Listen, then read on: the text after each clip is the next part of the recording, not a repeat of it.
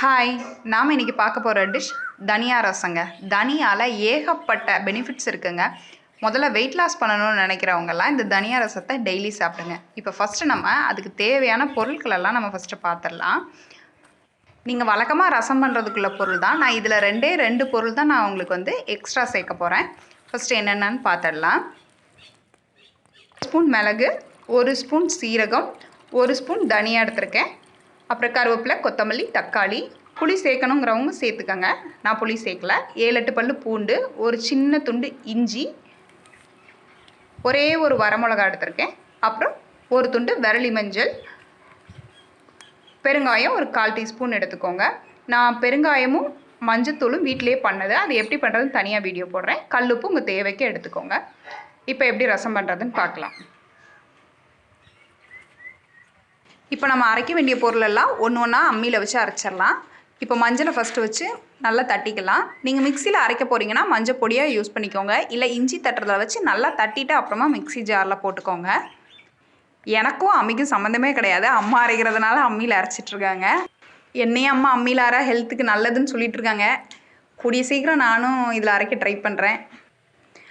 முடிஞ்சால் நீங்களும் ட்ரை பண்ணுங்கள். உங்களோட ஹெல்த்துக்கு அதுவும் நல்லது. நல்ல எக்ஸசைஸ் மாதிரி ஆகிடும். இப்போ நம்ம சீரகம் எல்லாம் போட்டு அப்படியே ஒவ்வொரு பொருளாக சேர்த்து அரைச்சி எடுத்துக்கிறோம். இதில் மெயினே தனியா தாங்க. தனியா உடலில் உள்ள கழிவுலாம் வெளியேற்றுன்னு சொல்கிறாங்க. இப்போ நான் மிளகு இதில் சேர்த்துக்கிறேன். மிளகு சேர்த்து அதையும் நல்லா தட்டிக்கலாம். இப்போது பித்தம் நமக்கு நிறையா இருந்துச்சுன்னா அது உங்கள் எல்லாருக்குமே தெரிஞ்சது தான். மல்லியை நம்ம அவிச்சு குடித்தாலே பித்தம் குறைஞ்சிரும்னு சொல்லுவாங்க.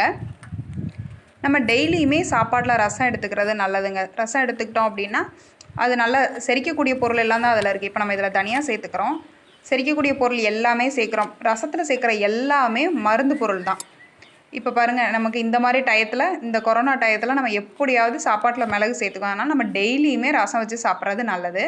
இப்போ நான் இதில் ஒரு துண்டு இஞ்சியை வச்சு சேர்த்து அரைச்சிக்கிறேன். இஞ்சியை நீங்கள் இதில் போட்டிங்க அப்படின்னா இதோட வாசம் அவ்வளோ சூப்பராக இருக்குங்க. இஞ்சியும் டெய்லி ஏதாவது ஒரு வகையில் நம்ம சாப்பாட்டில் சேர்த்துக்கணும். இஞ்சி பூண்டு ரெண்டையும் நம்ம இப்போ தட்டியாச்சு. இப்போ நம்ம ரசத்துக்கு தேவையான பொருள் எல்லாத்தையுமே தட்டிட்டோம். இப்போ நம்ம ரசம் வைக்க வேண்டியது தான். இப்போ நான் ரசத்துக்கு கரைச்சிக்கிறேன். தக்காளி, கருவேப்பிலை, கொத்தமல்லி இதெல்லாம் போட்டு நல்லா மசிச்சு வச்சுக்கிட்டேன். இதில் வேணுங்கிறவங்க புளி ஊற்றிக்கினாலும் ஊற்றிக்கோங்க. நான் இப்போ மண் பாத்திரத்தில் பண்ண போகிறேன். எண்ணெய் ஊற்றி நல்லா எண்ணெய் காஞ்சதுக்கப்புறமா அதில் சீரகம் போட்டேன். நான் கடுகு போடலை, நான் சீரகம் போட்டு தாளிச்சிக்கிறேன். சீரகம் கருவேப்பிலை போட்டதுக்கப்புறமா நம்ம தட்டி வச்சுருக்க இஞ்சியும் பூண்டையும் ஃபஸ்ட்டு போட்டுட்டு அப்புறமா வரமிளகா போட்டுக்கிறேன். அதை லைட்டாக வதங்கினதுக்கப்புறமா நம்ம மீதி வச்சுருக்க பொடியெல்லாம் சேர்த்துக்கலாம். மண் பாத்திரத்தில் சமைக்கிறது ரொம்ப நல்லதுங்க. அதாவது மண் பாத்திரம் நம்ம சாப்பாட்டில் இருக்க அமிலத்தன்மையை அப்படியே சமன்படுத்தி அப்படியே வச்சுருக்கோன்னு சொல்கிறாங்க.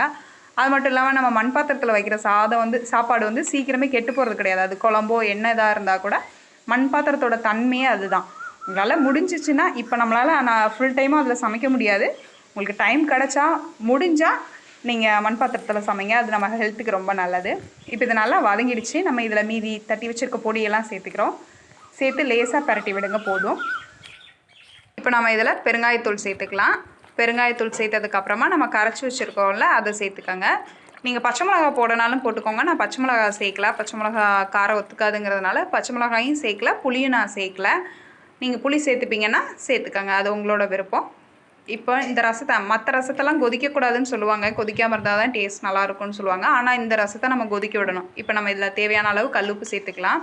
இந்த ரசம் கொதிச்சா கடுத்துருன்னு சொல்லுவாங்க. நுர கூடி வரும் போதே இறக்கிடணும்னு சொல்லுவாங்க. ஆனால் இப்போ நம்ம இதில் தனியா சேர்த்துருக்கிறதுனால தனியா நல்லா கொதிச்சா தான் தனியாவில் உள்ள எசன்ஸ்லாம் இதில் இறங்கும். அதனால் இந்த ரசத்தை நீங்கள் நல்லாவே கொதிக்க வச்சுருங்க.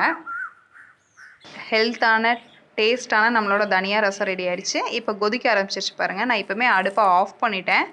ஆனால் ரசம் கொதிச்சிட்டே இருக்குது பாருங்கள். அதுதான் இந்த மண் பாத்திரத்தோட ஸ்பெஷலே. நீங்களும் இந்த தனியா ரசத்தை ட்ரை பண்ணி பாருங்கள். இந்த பாருங்கள், அடுப்பை ஆஃப் பண்ணிட்டேன். அது கொதிச்சிட்டே இருக்குது பாருங்கள். உங்களுக்கு இந்த வீடியோ பிடிச்சிருக்குன்னு நான் நினைக்கிறேன். உங்களுக்கு இந்த வீடியோ பிடிச்சிருந்துச்சுன்னா எனக்கு லைக் பண்ணுங்கள். உங்கள் ஃப்ரெண்ட்ஸ் யாருக்காவது தேவைப்படும்னு நினச்சிங்கன்னா ஷேர் பண்ணுங்கள்.